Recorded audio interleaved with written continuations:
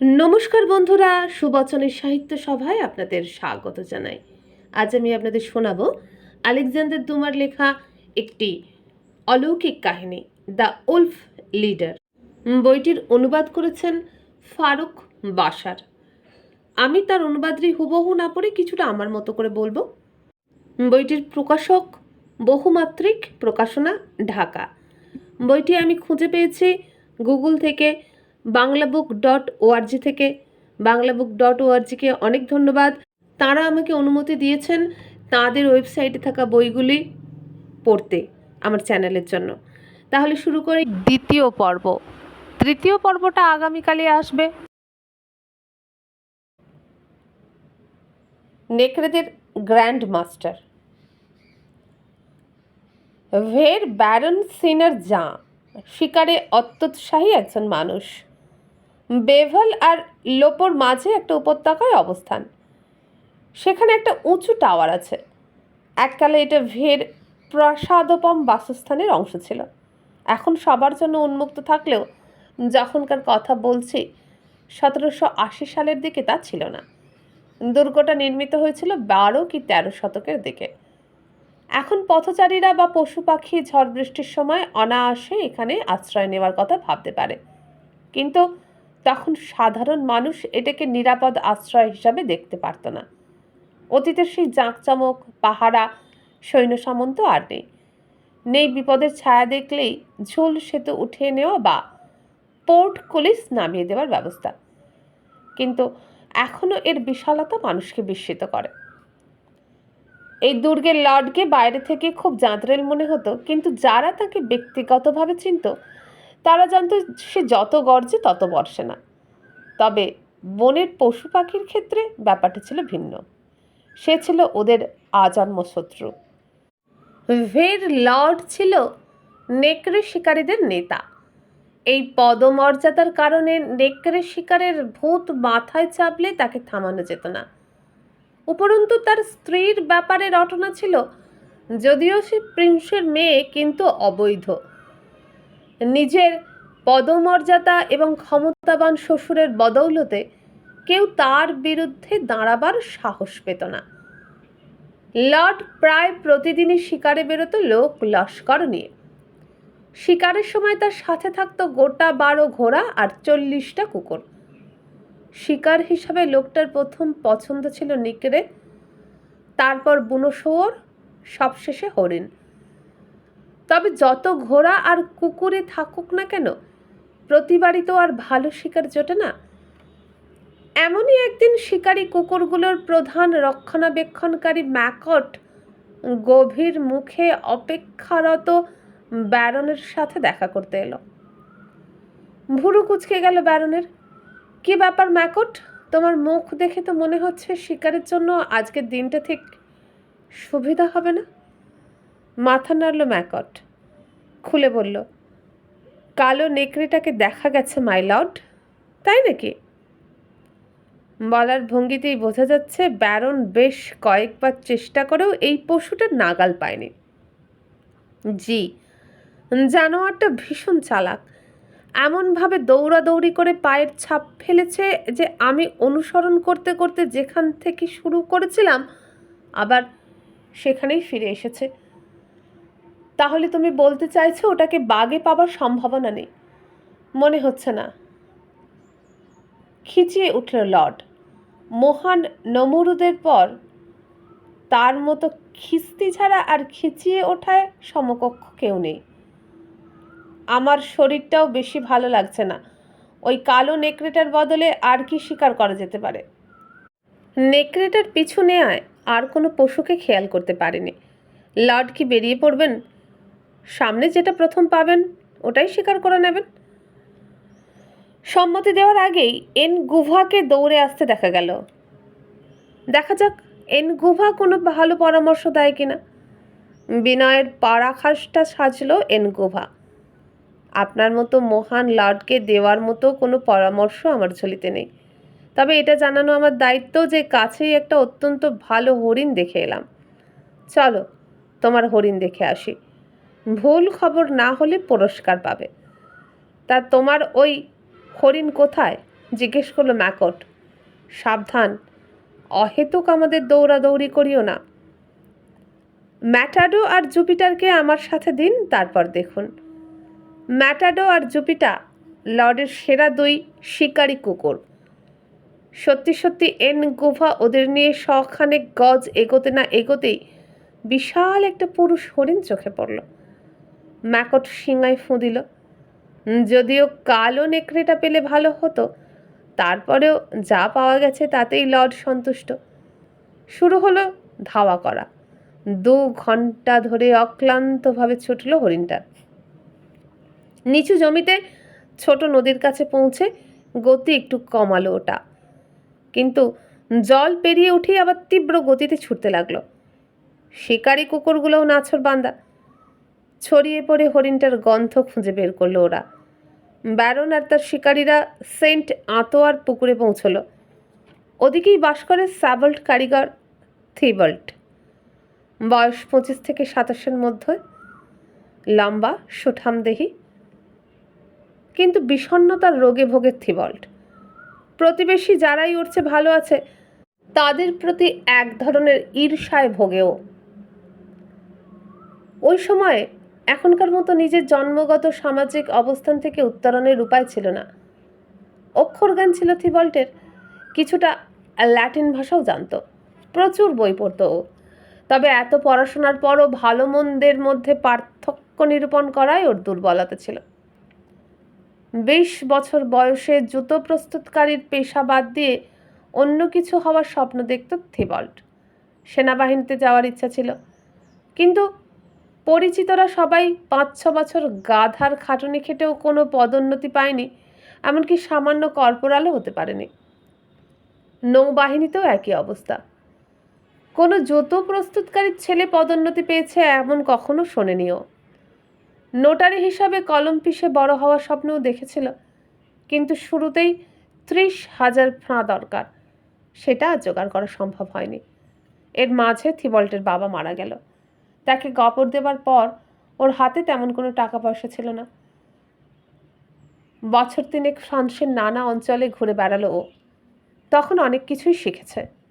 ভালো নাচতে শিখেছে, চমৎকার লাঠি খেলতে শিখেছে, শিখেছে বর্ষা দিয়ে শিকার করতে। আর একটা জিনিস শিখেছে, একজন ব্যবসায়ীর কথার যে দাম আছে, প্রেমাস্পদের কথার সে দাম নেই। অনেক অভিজাতের চেয়ে থিবল্ট সুদর্শন, শক্তিশালী, বুদ্ধিমান, কিন্তু তারপরও ওর সামাজিক অবস্থানের কোনো উন্নতি হলো না। কেন ও গরিব ঘরে জন্মেছে, অভিজাত ঘরে কেন ও জন্মায়নি? সেই আফসোস ওকে কুড়ে কুড়ে খায়। থিবল্ট আবিষ্কার করলো এই নাচ, খেলাধুলার অহেতুক পরিশ্রম ছাড়া কিছু হয় না। ওর বাবা যদি জুতো তৈরি করে জীবন ধারণ করতে পেরে থাকে, সেও পারবে। আর তাই অরলিয়েন্সের রাজকীয় পদমর্যাদাধারী লুই ফিলিপের স্টুয়ার্টের কাছ থেকে অনুমতি নিয়ে বনে একটা কুঁড়ে ঘর তৈরি করে জুতো তৈরির ব্যবস্থা করলো। নিজের হাতেই ঘর আর আসবাবপত্র তৈরি করলো থিবল্ট। 3 বছর হয়ে গেল, ও ফিরে এসে সব গুছিয়ে বসেছে। ওর ত্রুটি বলতে অন্যের প্রতি ঈর্ষাবোধটাই যা, কিন্তু তাতে কারো কোনো ক্ষতি অন্তত হচ্ছিল না তখন।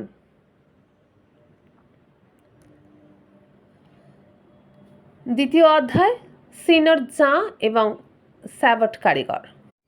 শরতের মাঝামাঝি থিবল্ট খোলা জায়গায় কাজে ব্যস্ত।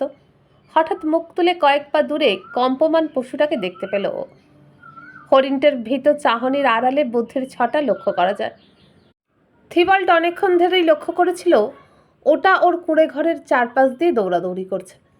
শিকারীদের এড়ানোর চেষ্টায় কখনো গ্রামের দিকে যাচ্ছে, আবার ফিরেও আসছে।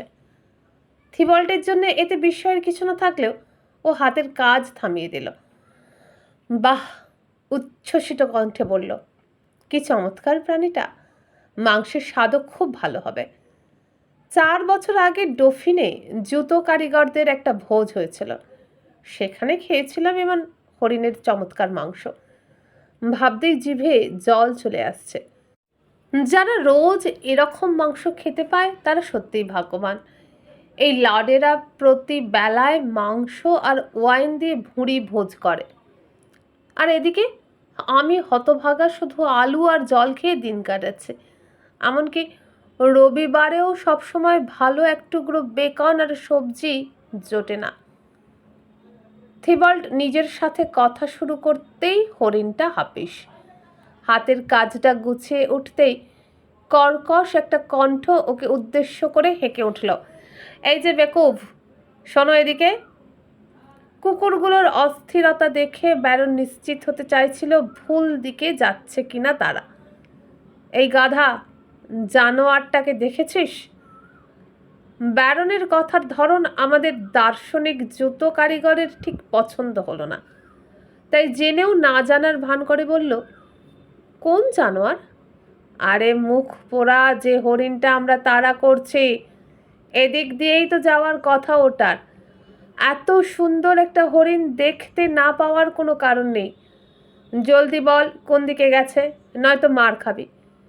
বিড়বিড় করে থিবল্ট নিজেকে বলল, প্লেগ হোক তোর নেকড়ের বাচ্চা। তারপর গো বেচারা মুখে বলল, হরিণ? হ্যাঁ দেখেছি তো, বিশাল শিংওয়ালা একটা সুন্দর হরিণ, তাই না? হ্যাঁ, হরিণই বটে।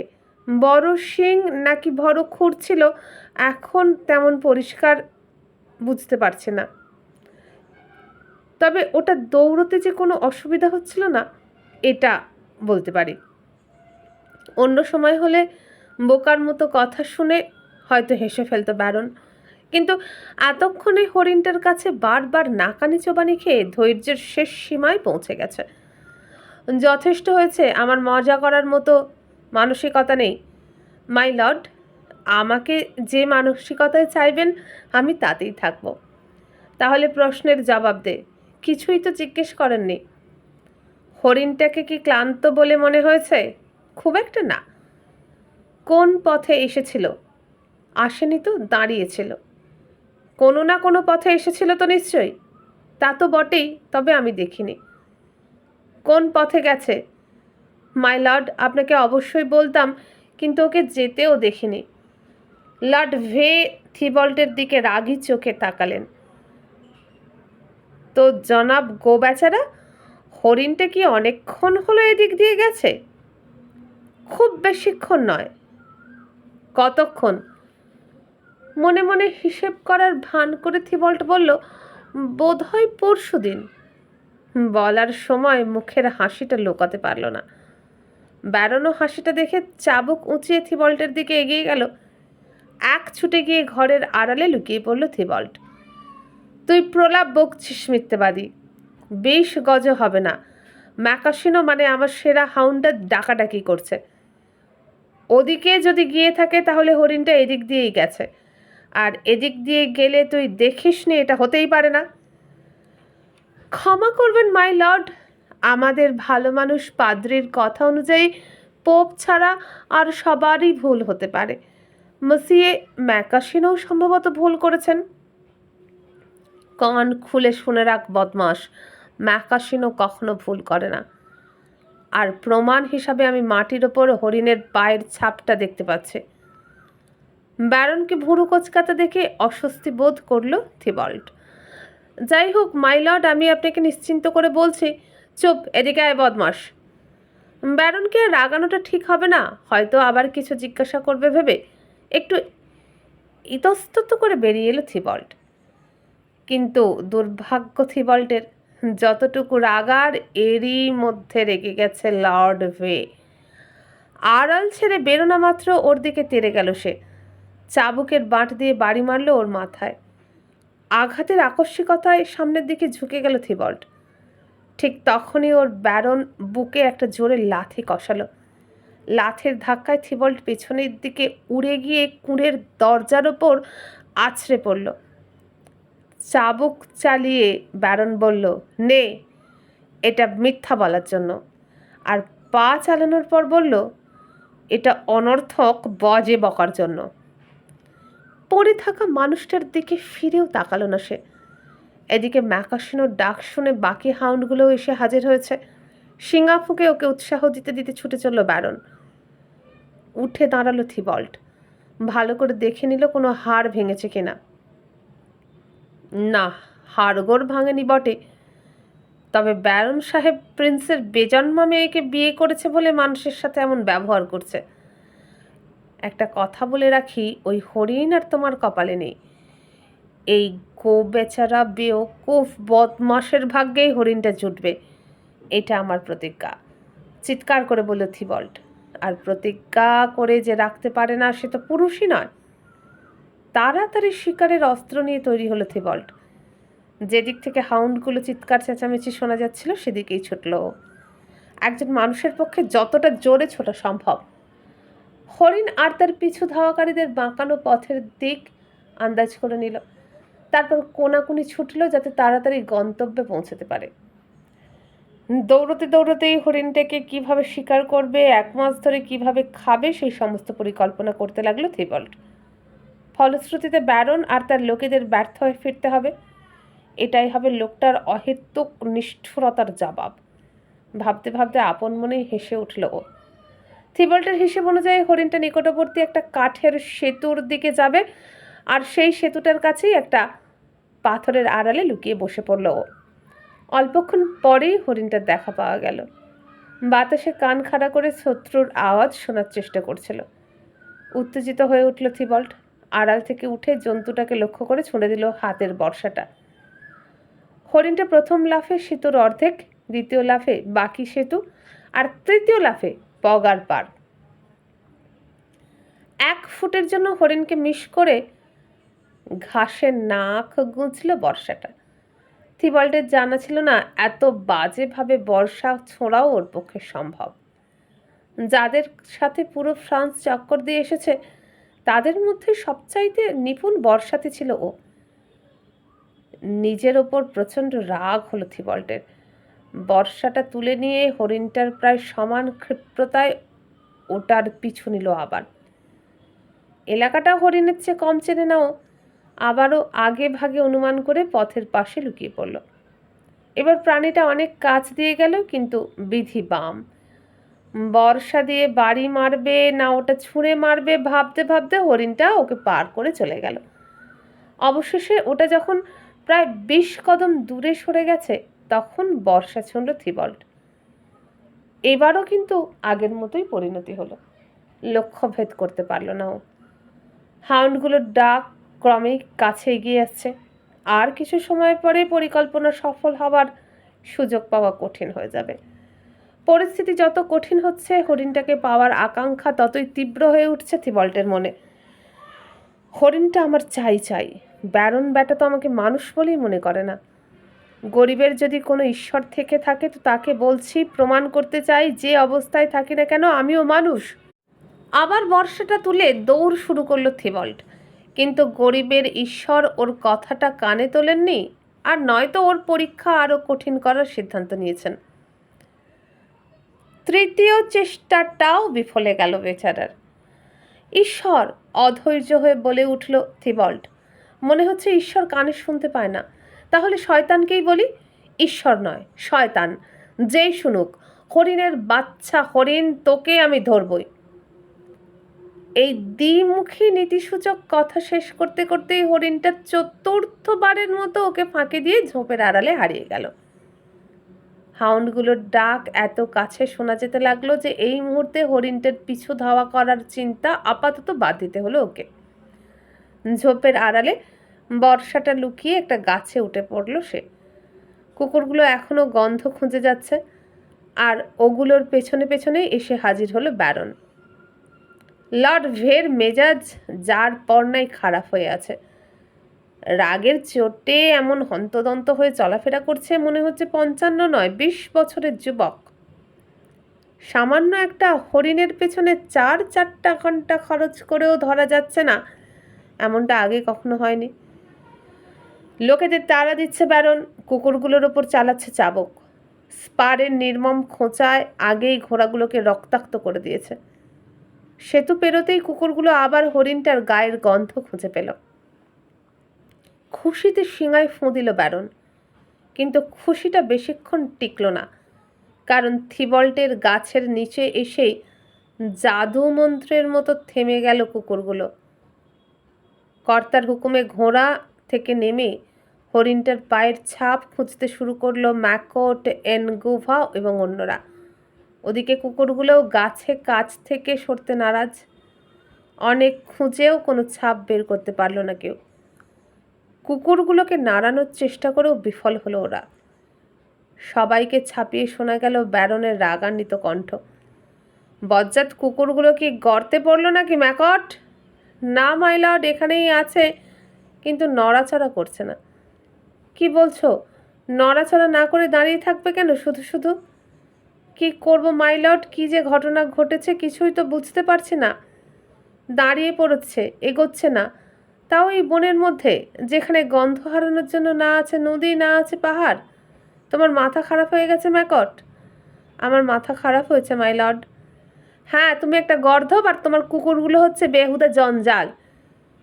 নিজের ওপর সব অপমান নীরবে হজম করতে অভ্যস্ত ম্যাকট, কিন্তু প্রাণপ্রিয় কুকুরের ওপর আক্রমণটা আর সহ্য হলো না ওর। মুখের ওপর প্রশ্ন করে বসল, জঞ্জাল মাই লর্ড? আমার কুকুরগুলো সব বেহুদা জঞ্জাল? আপনার আস্তাবলের সেরা ঘোড়াটাকে নেকড়ে মেরে ফেললো, সেই নেকড়েটাকে তাড়িয়ে যারা এনেছিল তারা জঞ্জাল? হ্যাঁ, আবারও বলছি, বেহুদা জঞ্জাল। একটা হরিণের পিছনে এত ঘন্টা তাড়া করে এসে হঠাৎ চুপ করে গেল, জঞ্জালই তো। ম্যাকট পরিষ্কার কিন্তু কিছুটা দুঃখ মেশানো স্বরে বলল, মাই লর্ড, আমাকে বোকা, গাধা, মাথা মোটা, অপগণ্ড, যা খুশি বলুন, এমনকি আমার বউ বাচ্চাদেরও যত খুশি অপমানসূচক কথা বলুন, কিছু মনে করব না আমি। কিন্তু এতদিন ধরে নিষ্ঠার সাথে আপনার চাকরি করছে, তার খাতিরে হলেও দয়া করে আমার কাজকে আর আমার কুকুরগুলোকে অপমান করবেন না। তাহলে ওদের এই হঠাৎ থেমে যাওয়ার কারণটা ব্যাখ্যা করো। আপনার মতোই আমারও কোনো ধারণা নেই মাই লর্ড। হরিণটা হয় আকাশে নয় পাতালে মিলিয়ে গেছে। কি আজে বাজে বকছো? হরিণটার কি পাখা গজিয়েছে যে উড়ে যাবে, নাকি খরগোশের মতো গর্তে লুকোবে? ওটা তো কথার কথা বললাম মাই লর্ড, আসল কথা হচ্ছে এর পেছনে কোনো জাদুর কারসাজি আছে। কথা নেই বার্তা নেই, সবগুলো কুকুর একসাথে গন্ধ শুঁকা বাদ দিয়ে শুয়ে পড়লো। আপনার কাছে এটা স্বাভাবিক মনে হচ্ছে? চাপকে ওগুলোর পিঠে চামড়া তুলে ফেলে তাহলে। ভূত তাড়ানোর এর চেয়ে ভালো রাস্তা আর নেই। আদেশ দিয়ে নিজেও এগিয়ে গেল ব্যারন। ম্যাকট আদেশ পালন শুরু করলো। এনগুভা হ্যাটটা হাতে নিয়ে ব্যারনের কাছে এগিয়ে গেল। ঘোড়ার লাগামে হাত রেখে বলল, মাই লর্ড, এইমাত্র গাছের পাতার আড়ালে একটা কোকিল দেখলাম। মনে হচ্ছে ওর কাছ থেকে ব্যাপারটার একটা ব্যাখ্যা পাওয়া যেতে পারে। কি আবল তাবল বকছিস বানর কোথাকার? দাঁড়া, অনর্থক আমাকে বিরক্ত করতে আসার মজা তোকে টের পাওয়াচ্ছি। চাবুক তুলল ব্যারন। এনগুভা মাথার উপর হাত তুলে নিজেকে আড়াল করে বলল, মারতে চাইলে মারবেন মাই লর্ড, কিন্তু একবারটি উপর দিকে তাকান। গাছের ডালে বসা পাখিটাকে দেখলে চাবুকের বাড়ি নয়, আমাকে পুরস্কার দিতে চাইবেন। থিবল্ট ওক গাছের মগ ডালে বসেছিল, সেদিকেই নির্দেশ করলো এনগুভা। কপালে হাত দিয়ে সরাসরি সূর্যের আলো আড়াল করে উপরে গাছের দিকে তাকালো ব্যারন এবং দেখতে পেল থিবল্টকে। এনগুভা বলল, মাই লর্ড, চান তো আমি গিয়ে, বলে গাছে চড়ার ইঙ্গিত করলো। হাত তুলে নিষেধ করলো ব্যারন। এই যে উপরে যে আছো, আমার একটা কথা জানার ছিল, জবাব দেবে? থিবল্টকে তখনও চিনতে পারেনি ব্যারন। উত্তরের অপেক্ষায় একটুক্ষণ চুপ করে থাকলো ব্যারন। তাহলে জবাব দেবে না? তুমি বোধহয় কানে কম শোনো। অসুবিধা নেই, কথা বলানোর ট্রাম্পেট আছে আমার, বলে ম্যাকটের দিকে হাত বাড়িয়ে দিল, আর সেই হাতে ম্যাকট ধরিয়ে দিল বন্দুক। এদিকে থিবল্ট এক মনে গাছের ডাল কাটার ভান করতে লাগলো। ব্যারন কি করছে সেটা যেন ও দেখেনি, বা দেখলেও গুরুত্ব দেয়নি। উত্তরের জন্য অপেক্ষা করে একটু পরেই গুলি ছুঁড়ল ব্যারন। করাত করে আওয়াজ হলো ডাল ভাঙার। ব্যারনের নিশানা খুবই ভালো। থিবল্টের ডালের গোড়াতেই গিয়ে লেগেছে গুলিটা। আশেপাশে আরও ডাল থাকলেও পতন ঠেকাতে পারল না ও। তবে গাছটার ডালপালা অনেক আর খুব ঘন, তাই পতনটা থেমে থেমে হলো। অবশেষে মাটিতে এসে পড়ল। আরে, নিজের নিশানার সাফল্যে নিজেই মুগ্ধ ব্যারন। এ তো সকালে সেই জোকারটা। তো আমার চাবুকের সাথে কাটানো সময়টা খুব কম মনে রেখেছিলিস তুই, তাই না? আবার চলে এসেছিস দেখা করতে।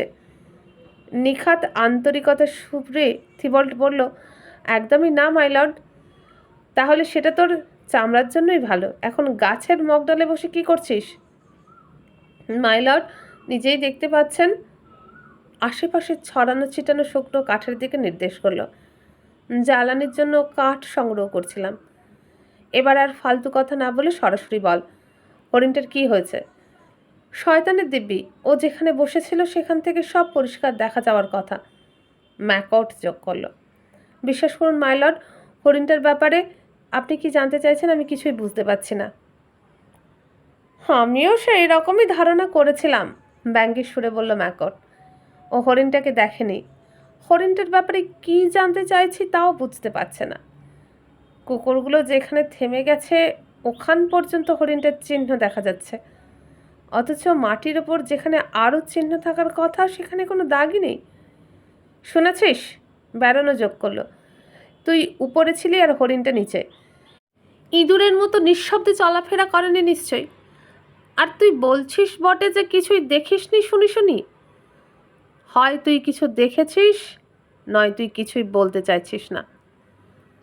ম্যাকআউট বলল, এটা পরিষ্কার যে হরিণটাকে মেরে কোনো একটা ঝোপে লুকিয়ে রেখেছে। মাই লর্ড, থিবল্ট খুব ভালোভাবেই জানে ম্যাকআউটের ধারণা কতটা ভুল। স্বর্গের সব সাধু সন্তদের দিব্যি দিয়ে বলছি, আমি হরিণটাকে মারিনি। আমি যদি হরিণটার গায়ে একটা আঁচড়ও কেটে থাকি তাহলে জায়গায় দাঁড়িয়ে বলছি আমার আত্মা কোনোদিন মুক্তি পাবে না। তাছাড়া আঘাত না করে কিভাবে হরিণটাকে মারতাম? আর আঘাত করলে তো রক্তের দাগ থাকতো। খুঁজে দেখুন মাই লর্ড। ম্যাকআউটের দিকে তাকিয়ে বলল, ঈশ্বর জানেন কোথাও কোনো রক্তের দাগ আপনি পাবেন না। তাছাড়া নিরীহ জন্তুটাকে আমি মারব কি দিয়ে? অস্ত্র কোথায় আমার? আপনি দেখুন মাই লর্ড, এই কাটারিটা ছাড়া আর কোনো অস্ত্র নেই আমার কাছে।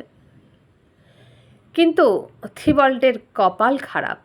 এনগুভা আশেপাশের ঝোপঝাড়ে ঢু মেরে বেড়াচ্ছিল। একটা ঝোপ থেকে থিবল্টের বর্ষাটা কুড়িয়ে এনে ব্যারনের হাতে দিল।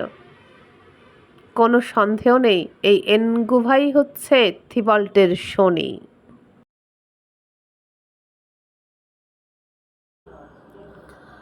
বন্ধুরা, এখানেই শেষ হয়ে গেল আজকের দ্বিতীয় পর্ব। তৃতীয় পর্ব আগামীকালই আসবে। কেমন লাগছে? যদি ভালো লাগে একটা লাইক করবেন, ভিডিওটা বেশি বেশি করে শেয়ার করবেন, আর এখনও আমার চ্যানেল সাবস্ক্রাইব না করে থাকলে সাবস্ক্রাইব করবেন। আজকের মতো বিদায় নিলাম। নমস্কার।